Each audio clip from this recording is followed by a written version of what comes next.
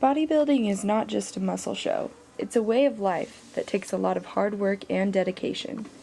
3 different people from 3 different walks of life gave me their insight as to what bodybuilding is for them.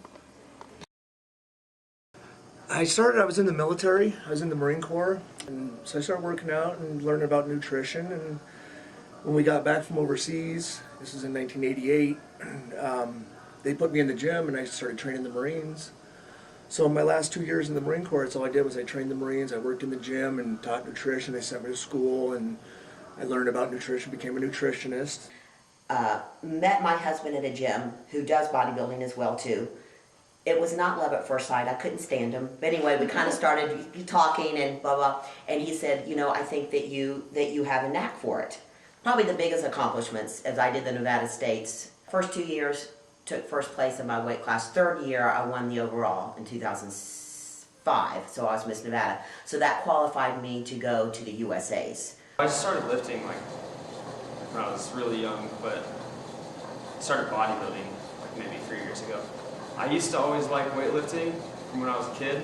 I used to watch Dragon Ball Z actually, and I wanted to be kind of like the guys on that. Someone told me that I had a good physique and should try bodybuilding, and I did. In 1993, I won Mr. San Jose.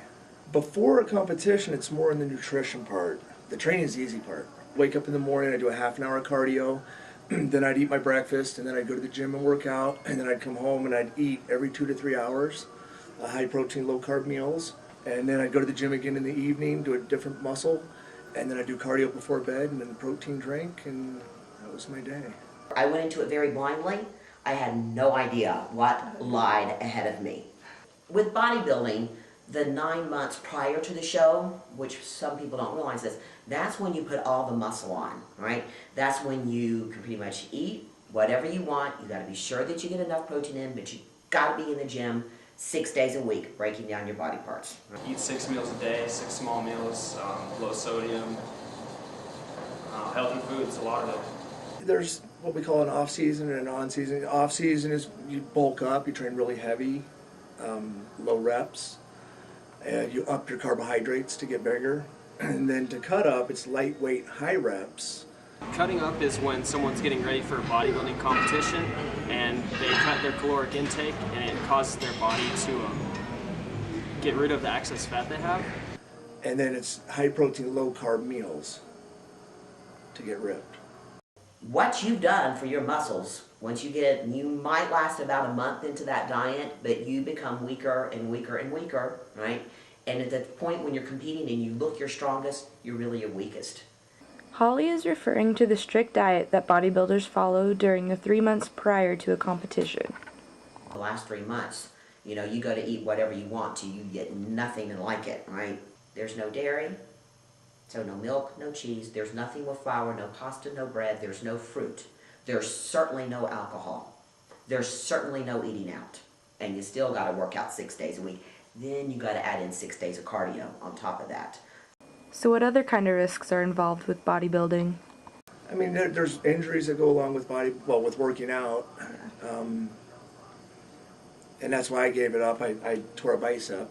You get injuries, I'd say, as much as any other sport. I've got a bad back, partially because of it. This is a diet. It's a severe diet. It's nothing that I would ever give anyone, right? Because it's unhealthy. You don't feel good, right? But it allows you to keep most of the muscle mass and strip the body fat off. Bodybuilding takes a lot of hard work and self-discipline, and when it comes down to it, a lot of passion. I do help a lot of the public if they want to gain weight or lose weight. I have clients from 14 years old up to 81 years old, and the 81-year-old still getting on stage.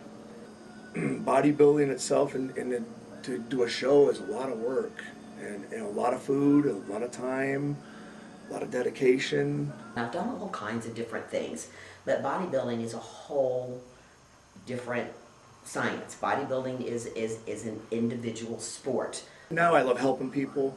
If it's just to lose weight or gain weight or compete in a show, I love to help people.